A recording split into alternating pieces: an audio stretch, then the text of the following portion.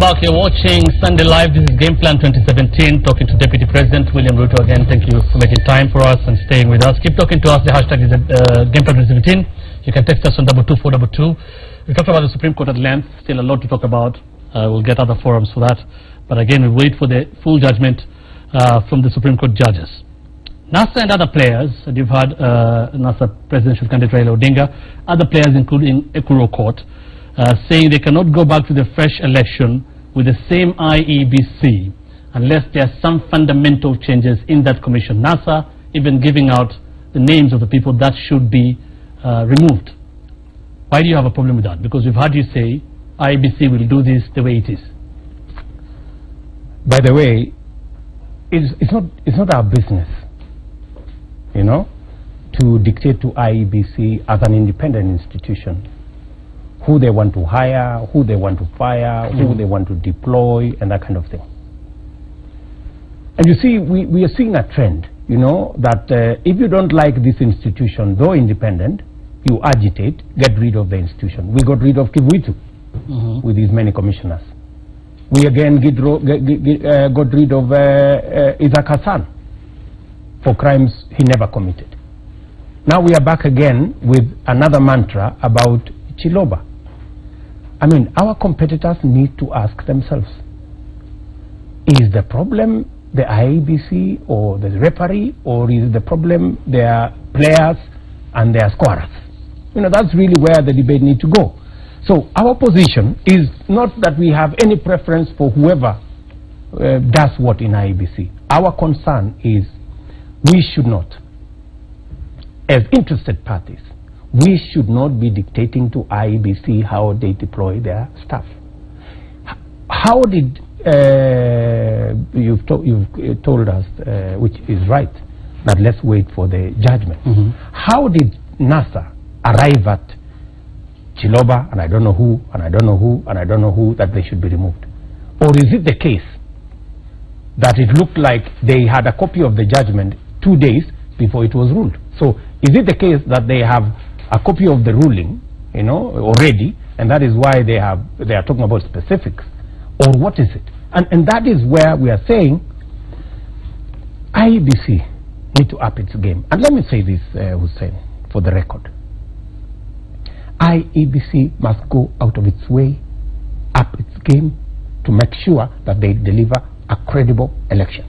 That is a responsibility that they have to the people of Kenya, not even to us as candidates or to whoever, to the people of Kenya, who they have sworn to serve. Okay. But and let me say, you know, we must give it also to them. You know, you cannot, because if the court tells us, you were saying, that because somebody did not sign a paper, somewhere, somebody did not have a serial number somewhere, somebody did not, you nullify a whole election, you are talking about 40,000 polling stations. 40,000.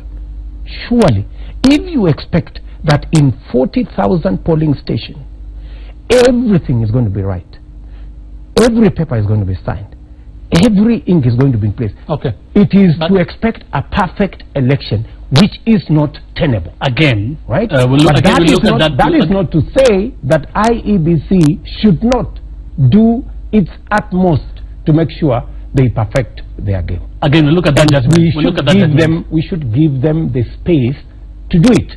Okay. Again, we look at that judgment when it comes and the decision. We can check clearly how the judges arrived at that. Because according to NASA and other people in this country, they believe there were fundamental problems with the integrity of that election, and that is why it was annulled. Either way, you are saying that you have not and you cannot dictate to IEBC what to do. But Jubilee, just the other day, said it was against some names that were proposed by Wafula Chebukati, the chair of IEBC, as a project team to lead Kenya to the next election. They opposed, I think, 2 or 3 names, including Hussein Marjan. What is that then?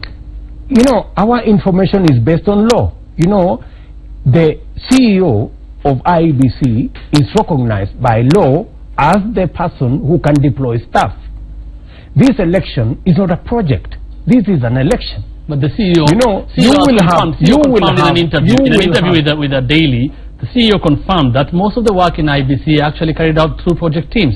Let me and again, this is the chair deciding. What is the problem with the chair of IBC deciding? If they are able to harmonize the whatever positioning they want, and if they want to operate in projects, so long as the whole team, what we were against is a decision by the chair, which is not properly made through plenary, and you have a section of commissioners saying we are not part of this decision, you have another section of commissioners saying this is this.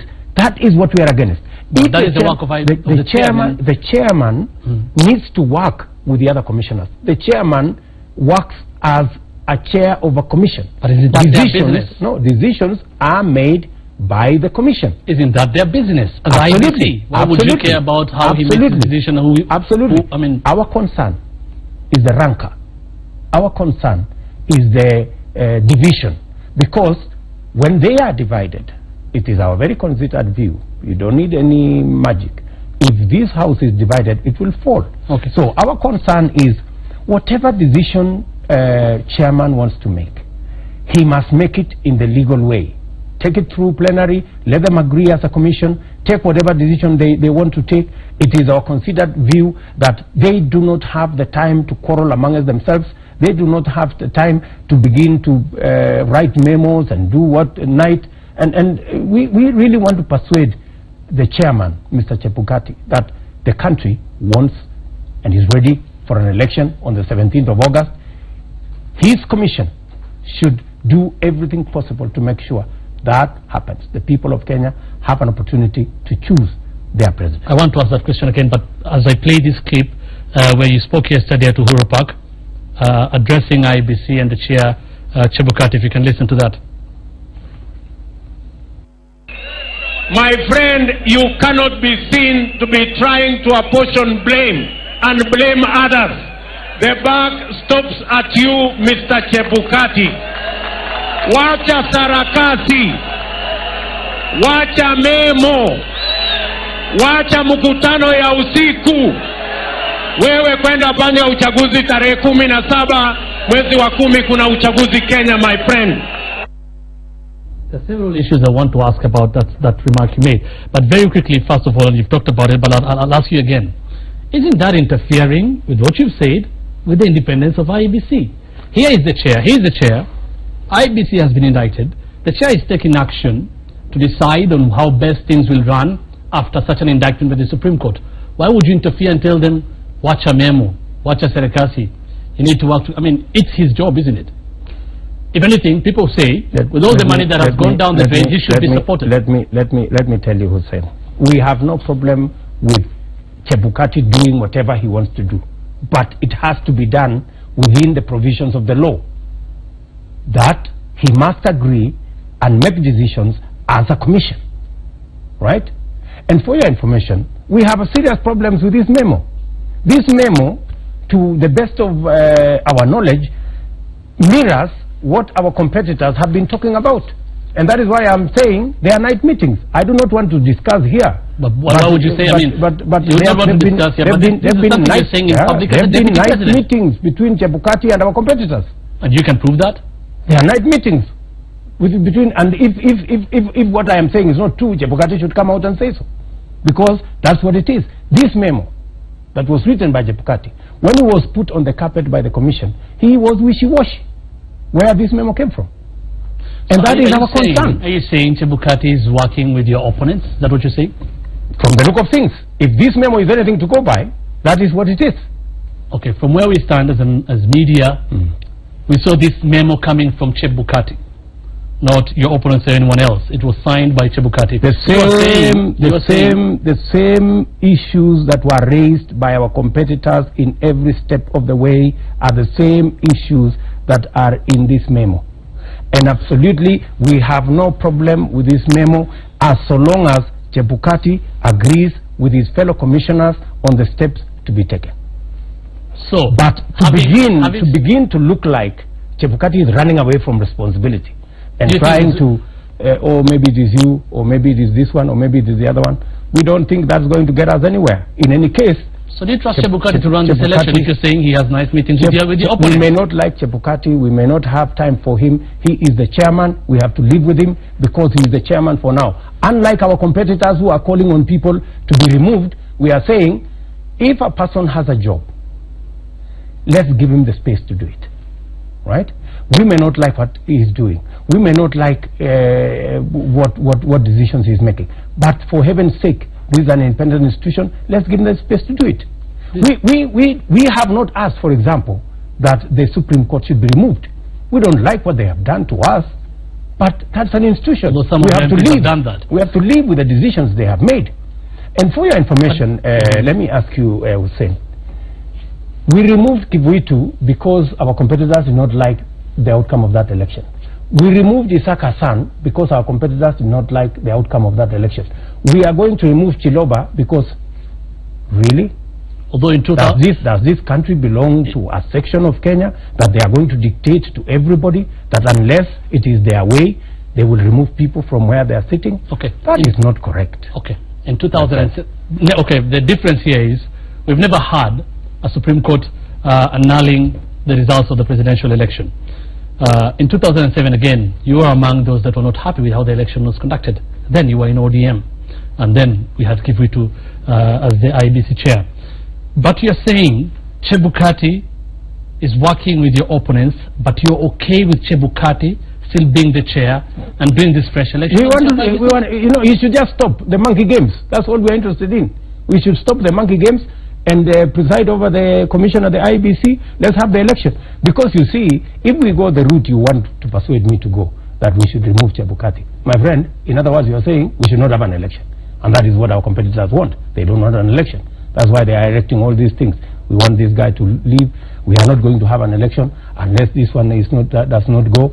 They told us the last time they were not going to participate in an election before Isaac Hassan was not removed. Give us a break, my friend. So when or where have they been meeting at night? If you can elaborate. We'll have another discussion, Hussein, on that. But I have told you, we are telling Chebukati he should stop the night meetings and he should preside over the IEBC. Okay, you've said that. And prepare for the elections, for which we are ready. And you're saying if what you're saying is not true, he should come and say it himself. Absolutely. Okay, we'll leave it at that. But you've said several times the buck stops with you. Absolutely. Chebukati. With his commission. You've said you are responsible. So ultimately, do you think he should be responsible for everything that has happened in IBC? Him and his commission. You know, we are not, when we address Chebukati, we are not addressing Chebukati the person. We are addressing Chebukati the chairman. And the chairman is the chairman of an institution. He is not making his own decisions. He is making decisions on behalf of the commission. He is the spokesperson of the commission, to the best of our knowledge. Why would you? And it is assumed that whatever decisions he takes, it is the decisions of the commission. Okay. Why would you want to go to a fresh election with an IEBC that has been indicted by the Supreme Court? I'll read again just one of the Maraga ruling. As to whether the 2017 presidential election was conducted in accordance with the principles laid down in the Constitution and the law relating to elections, upon considering inter alia Articles 10, 38, 81 and 86 of the Constitution, as well as Sections 39(1)(c), 44 and 44(a) and 83 of the Elections Act, he said, the decision of the court is that the first respondent failed, neglected or refused to conduct the presidential election in a manner consistent with the dictates of the Constitution and Elections Act Chapter 7 of the laws of Kenya. They went ahead to say there were irregularities and illegalities. Why? Because you're a player in this election. That is why. You're a player in this election, Honorable. That is why. Why would you want to go into this election with IEBC without any changes after all this? My friend. Again, from the memo we have seen from Chebukati. We live in this country. I have participated now in 4 elections directly. I have voted in about 6 or 7 elections. I live in Kenya. The manner in which this election was carried out was exceptional. And I say so without fear of any contradiction. I was worried as a Kenyan that because of the shenanigans that surrounded the period before this election, I was worried that the IEBC would not do a good job. they amazed me. IEBC amazed me. I thought that the systems would fail the way they did before. I thought everything, the BVR machines would not work. My friend, the BVR machines worked. The relay equipment worked. Every other piece was in place until the Supreme Court made this outrageous ruling. There were very few petitions. Many people went to court because of what the Supreme Court, the ruling made by the Supreme Court. But let me tell you, I am willing to participate in this election, even though I may not agree with Chebukati and what he is doing, because I know ultimately it is not Chebukati who will make the decision. I have faith that the Kenyan voter will make the decision, and Chebukati will have very little to do with what the Kenyan voter decides. Are you not worried then that if these irregularities are not changed, if there are no changes in the IBC, even you as party to this election, as a player in this election, could have irregularities affect your outcome in the election? Are you not worried about that yourself? If the last election is anything to go by, Hussein, you know, we are basically exaggerating election issues and expecting that we will have a perfect election. In my mind, I am prepared to know that this election is not going to be 100% perfect, right? There will be a form here which is not signed properly. Okay. There will be something missing at the corner. But you know, what we need to look at is what has happened. Did it affect the will of the people, the decision of the people, the verdict of the Kenyan voter? That is where everything should go. And let me say, because I am also a pragmatic person, you know, we have 60 days.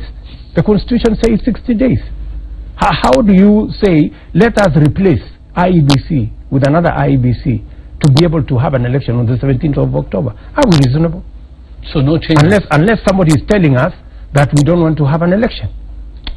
But how, how would you also still go to an election with IEBC that has been indicted? And let's talk about this Chebukati memo. Yeah. You're saying watch a memo.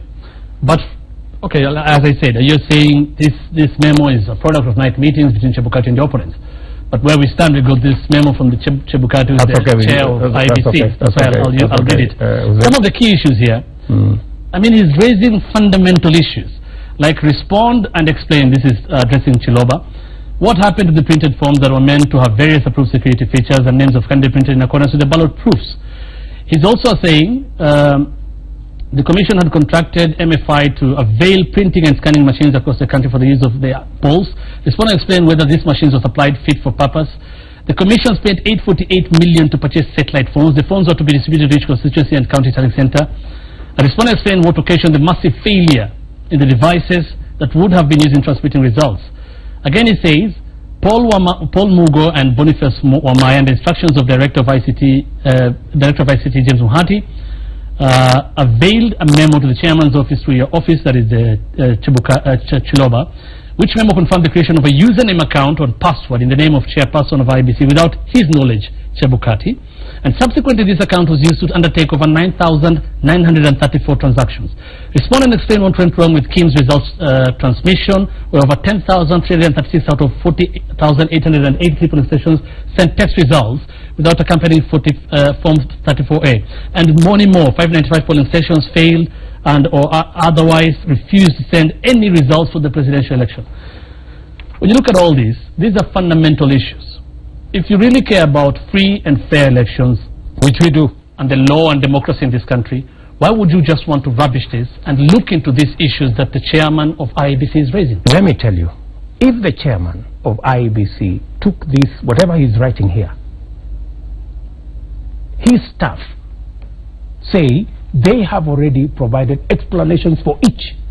They will. They already have provided. This memo was meant for the public. This memo was meant for our consumption, you know, the sensationalization of it. Because you, my friend, cannot, will tell me that 2 weeks after the election, that is when the chairman has woken up to this reality. These were questions that were asked the early minutes, the early hours, the early days of this election. And they were answered. If you bring Chiloba here, I am sure if you ask him those questions, he should be able to explain. But you see, this memo was meant to create sensation around, oh, there was really a big problem. Because this memo is basically to support the allegations of our competitors. Have you gotten a response to this memo from Chiloba? Not yet, because he said, he has been quoted as saying he will respond. And because he will respond to the public, because they have responded to the commission internally on as it should be. You are aware of that? We shouldn't be treated to this. This is supposed to be an internal IEBC matter. But now it has been brought to the public domain so that we can say, okay, maybe the elections were actually tampered with. So you're saying all these are games. These are games and that is why I was telling Chiloba, Chebukati, he should stop these games. He should go and prepare for an election. You don't think these matters should be looked at? These matters have already been looked at. These questions have already been answered to Chebukati. And I would want, for the consumption of the public, you bring Chiloba here to address himself to those issues. All right, if he'll agree to that. We've had the Honorable Raila Odinga, the NASA presidential candidate, plus some of his MPs saying all parties should now come together and try and forge a way with this IEBC matter. Because according to them, they cannot go, and you've heard them again speaking today in Kajiado saying Chiloba must leave. And they're saying they cannot go to the election with the same IEBC without any changes after this indictment by the Supreme Court and this memo that they're talking about, the memo by Chair Chebukati. Are you ready to meet and have a middle ground, even as high as your level, as principals of both parties? Let me tell you, Hussein, we are competitors. We are interested parties. If you ask me, I would rather IEBC sorts out its own mess. If they have a mess, they should sort it out. They have the constitutional capability to do it. They have what it takes. We have given them every resource that they need to be able to do their job. And as government, we have facilitated IEBC to the best of our ability, making sure that every requirement that they need, we have made sure that they have the resources to make sure that they deliver on this election. We will continuously, and we have no problem as Jubilee, you know, if we are invited by IEBC for any matter, we will go and have a chat. You know, we will go and engage. If IEBC invites us, not because our competitors are blackmailing IEBC that unless you do this, unless you sack so-and-so, unless you do the other, that is unacceptable to us. They're saying if that doesn't happen, they're not going to the election. Fine. What is the problem? If they don't want to participate in this election, those who want to participate, they will participate. You would go into an election if NASA does not participate in this election? Why not? Who said that NASA should be in an election for there to be an election? There is nowhere in the Constitution that any candidate is mandatory for them to be in an election, for there to be an election. Your understanding of the law, if we go for 60 days, of course the date is October 17th, but there are clearly a lot of things to be ironed out. If you go for 60 days and we don't have an election, what happens? There will be an election on the 17th of October. Okay, let's take a look at what Raila Odinga said. This is yesterday, I believe. For your information. Okay, let's take a, just wait for that, yeah. Go on, Your Excellency. Go on. Okay, let's hear from His Excellency first. I cut him short there, then we'll listen to Raila Odinga. Yeah. Let me tell you, Hussein, nobody is going to force the NASA candidates to participate in an election, right? In any case, we won this election on 8th of August. That's the reality, yeah? In any case, we won this election on 8th of August, nullified the fair and square. That is the position. So if NASA, Jubilee. That is the position. If NASA does not want to participate in this election, we clearly understand, because they don't have the numbers to win this election. They may have the whatever it is to win a court case, but you see, that's as far as it goes. For you to win an election in this country, it is about the voters. It's about the people of Kenya. They know very well we have a good track record, we have a superior agenda, the people of Kenya have bought into our agenda. That is why we're saying today we have MPs, 8 members of parliament in Western. We never had one in the last election. We have 6 members of parliament in Kisii region. We never had a single one. We have 2 governors, 2 senators, 2 women reps, and several MPs from Coast. We never had a single. We had 2 in the last election. So in every part, including Ukambani, the one I came from today, we never had a single member of parliament. Today we have 3 members of parliament. We have gotten Jubilee to be a national party with elected officials in every part of Kenya, or in the 8 former provinces. We have elected officials in every of the 8 former provinces, including Nyanza. So we won this election, you know, and we are confident that the people of Kenya have bought into the Jubilee agenda of unifying. According to you, winning majority means you definitely won the presidential election. Because in 2007, I remember you objecting to the results, yet ODM had won the majority in the House when you went to the election against PNU. Precisely, you know, because we had the majority members of parliament then, and yet President Kibaki had the majority in terms of citizens. Today, we have a majority everywhere. We have majority senators, governors, women rep, MCA, Kilamutu, including the presidential vote.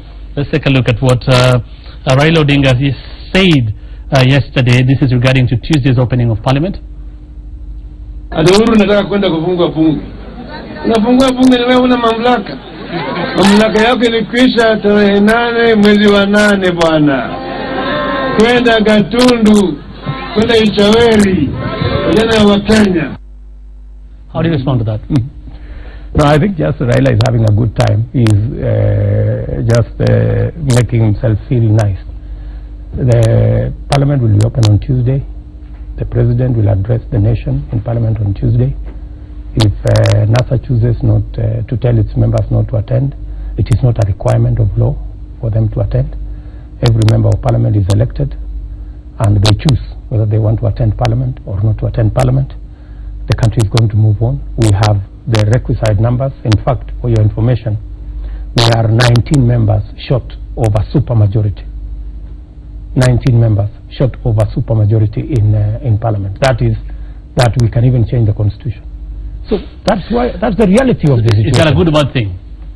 No, I mean, it just shows that Kenyans have agreed with Jubilee that the way to go is to have a national party with a national agenda. That leaders are going to be judged not on the basis of their tribes, but on the basis of an agenda that they have for the country. We rolled out an agenda over the last 4 years, from the railway to the roads to matters to do with free maternity, to paying examination fee for our children, to electricity. And we rolled it across Kenya.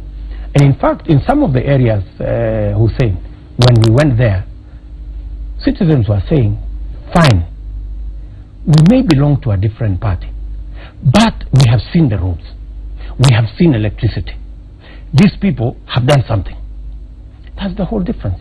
Okay, I'll ask 3 questions here on number 2 for number 2. Hassan in Garissa says, I'm a parent and I'm worried about my child in boarding school given the history of elections and the chaos that follow after the elections. You see, this election that we just concluded on the 8th of August was a peaceful election. It was the most peaceful election ever. There was, after the announcement of the results, some problems in Kibera, in Madare, and in Kondele. Which the government again was accused of using extrajudicial force. The rest force. of the country largely was peaceful, all right? And the government then was accused of using too much force on citizens. Agreed. You know, that accusation will always be there, that the police sometimes use excessive force. You know, that accusation sometimes is there. But let me also say, Hussein, I agree with the parent. And for your information, after the court made this ruling, we lost 100 billion shillings in our stock exchange. We're going to spend another 15 billion shillings to carry out this election. This country is hurting on matters around elections. And that is why we are prepared to put this election behind us the soonest possible. We must be careful to make it prudent, to make it credible. We must do everything that we can. We must support IEBC to make sure that they deliver on this mandate properly. And I think all of us should pull our weight to make sure that that happens, so that parents like the one should put these fears behind them. Okay. Again, very briefly, Andrew in Kitale, why are government officials using resources like government vehicles clearly marked in their campaigns?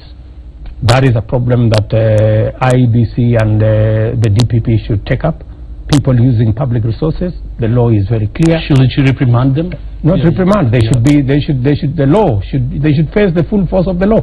But you, as a leader of the government, shouldn't you reprimand them? My friend, we have done everything that we can. There are institutions that are supposed to make sure that things happen in the right way. Okay. Finally, I can't leave without asking this because there have been so many questions about this. This is Ngwasi Joseph. He's the acting chair of the Kenya National Union of Nurses. He's talking about nurses have been on strike for the last 3 months now, in their 4th month now. What is the government planning in ending the stalemate? Again, saying nurses have complained being discriminated by the government of Kenya. The latest being job evaluation, where they accuse the SRC for downgrading them.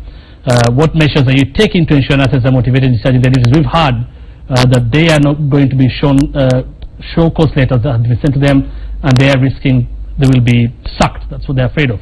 Again, General Deputy Secretary Maurice Opeto, still from Kenya National Nurses Union, again concerned about this, saying is the government only in postponing problems, in the game of postponing problems for workers and pushing them to be jailed through the court. It's been 3 months, going to the 4th month now. You know, we have a reality that we must live with, Hussein. We have a devolved system of government, celebrated devolved system of government. And by the way, I think the county governments have done a very good job. In many hospitals today, we have staff. We never used to have staff. We have supplies. We never used to have supplies because we used to have hundreds of thousands of ghost workers. People who were supposed to be working in clinics, in dispensaries, who were not there.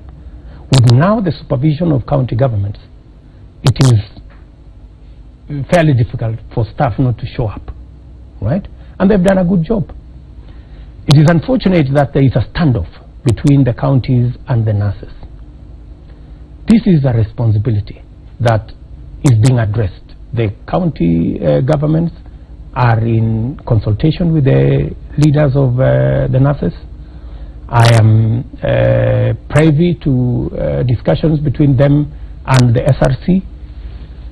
Even me, as I sit here as Deputy President, I cannot decide my salary. The President, nobody can decide that. And we made this decision consciously as Kenyans that nobody should preside over their case. Let us all submit to an institution that will help us manage our wage bill so that we can make our country competitive and be able to pay everybody a wage that is commensurate with what they do. Although they feel should change. All of us, they feel should change by having talked to the county boards. That they were talking to the employer, not SRC. And after they were given a deal, it is SRC that now said it's beyond our limits. Again, the national government picked it up, and they were actually agreeing with the national government before county governments again through COG went to court and quashed it all. You know, when you are dealing with independent institutions like the SRC, you know, and the SRC have a mandate in the Constitution. They have a mandate to make sure that we don't live beyond our means. That is why, as I talk to you here, my salary was reduced. The salary of the President was reduced. The salary of members of Parliament were reduced. And we all support. We are saying, I mean, there must be somebody somewhere who will tell us, hey guys, you're living beyond your means. You cannot pay yourself this much. You cannot pay this category this much. You cannot pay that person that much. And it is an independent institution. It is not an institution run by President Kenyatta or the executive. It is an institution that serves Kenyans equally. And I think it is time that all of us tried to live within the limits of what our institutions, independent institutions, prescribe for us. So they should just deal with COG. That's what you're saying. You're not going to... You There's see, nothing you can do about it. That's what you're saying. In short, there is, it's not because there's been a stalemate for about 4 months now. It will be resolved. I mean, it will be resolved at some point. You know, reason will prevail at some point. Either the Council of Governors will move, or the nurses will move, or SLC will give in. There must be, you know, that is the essence of democracy, that we will argue, but finally we will find a middle ground. All right. Your Excellency, the Deputy President, thank you so much for making time for us. Maybe your final words as we wind up the interview. Let me say, Hussein, thank you very much for giving me time to say what I have said. I think I'm a very proud Kenyan, very proud of the election that we had. I was, until this ruling came. Because you know what happened in the last election, Hussein? There are 3 things fundamentally that were different in the last election than in others. And I have been around for a while to be able to reasonably gauge what an election is. The last election was largely peaceful. The last election was largely fought on issues.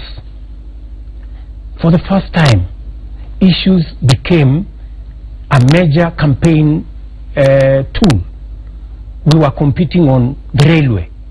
Our competitors were saying they dreamed about it. We said we build it. There were issues of free primary. They were saying they were going to implement it in September.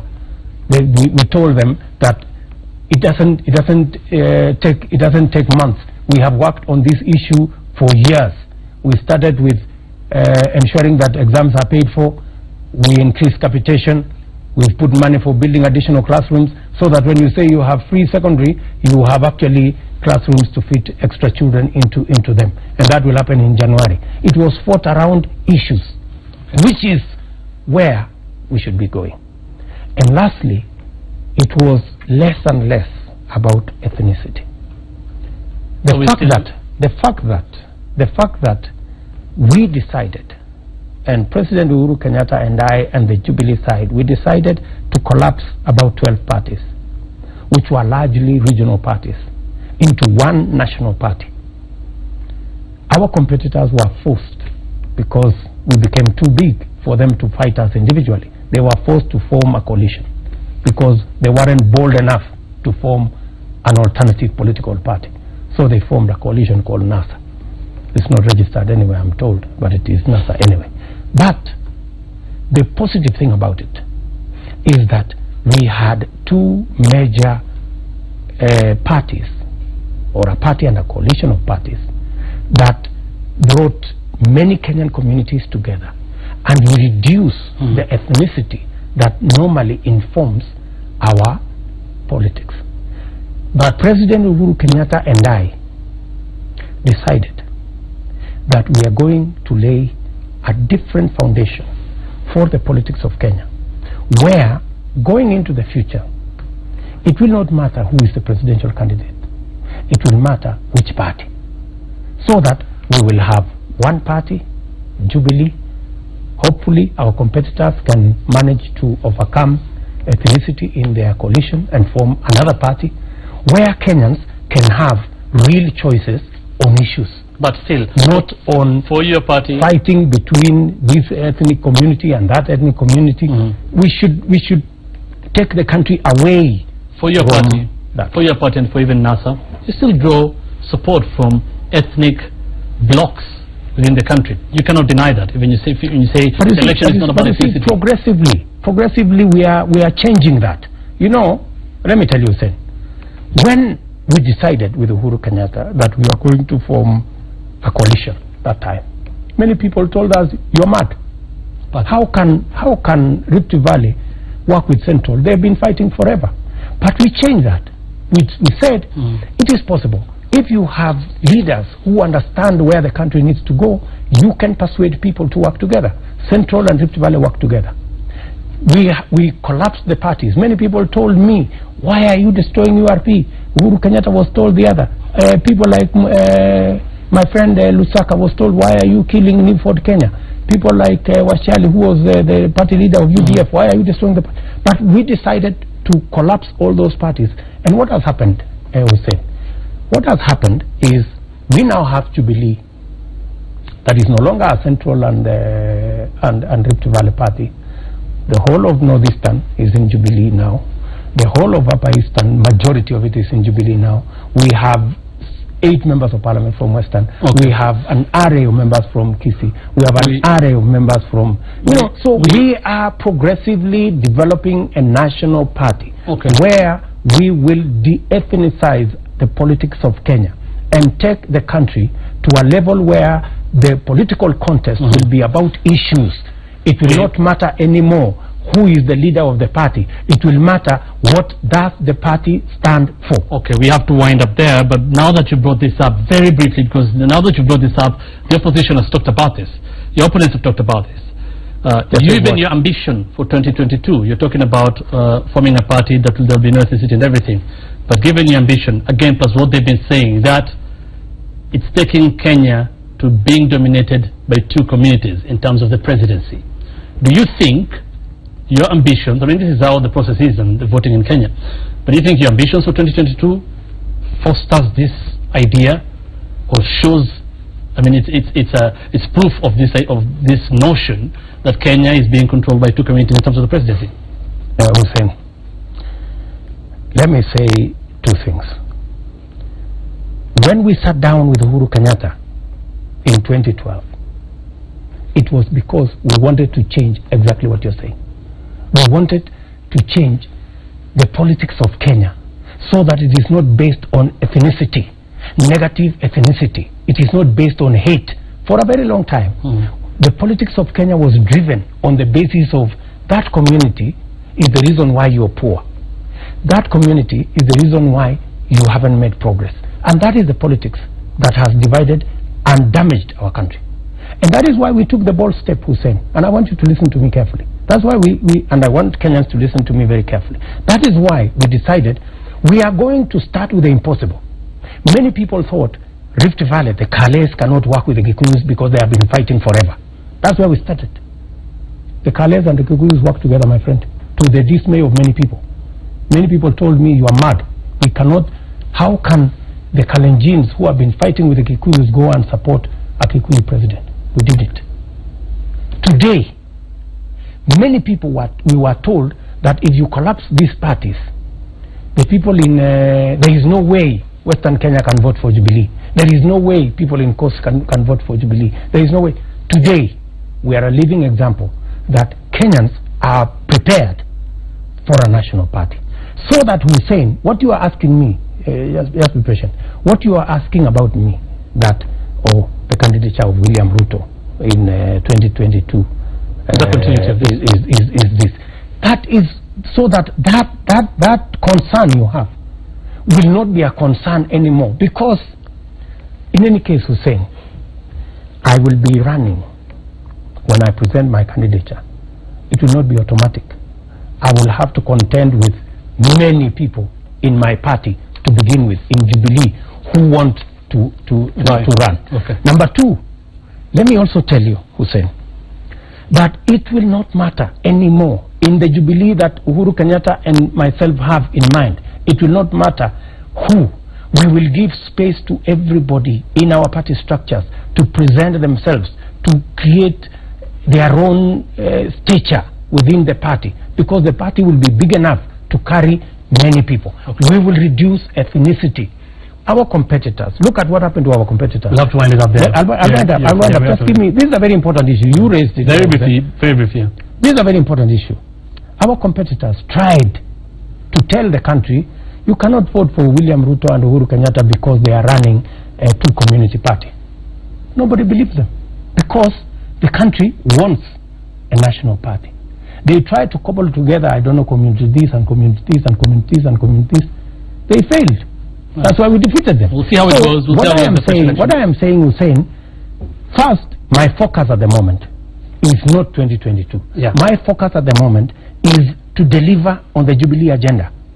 God willing, when we win on the 8th of August, on the 17th of October, to deliver 6.5 million jobs, 13 million people under NHIF, the whole of that program. Okay. That is the program that concerns Uhuru Kenyatta, myself, and the Jubilee family. 2022, I am confident it will sort itself out. All right, thank you so much, Your Excellency Deputy President, for making time for us tonight. Keep talking to us. The hashtag is GamePlan2017. You can text us on 22422. We are taking a short break now, and sports news follows right after.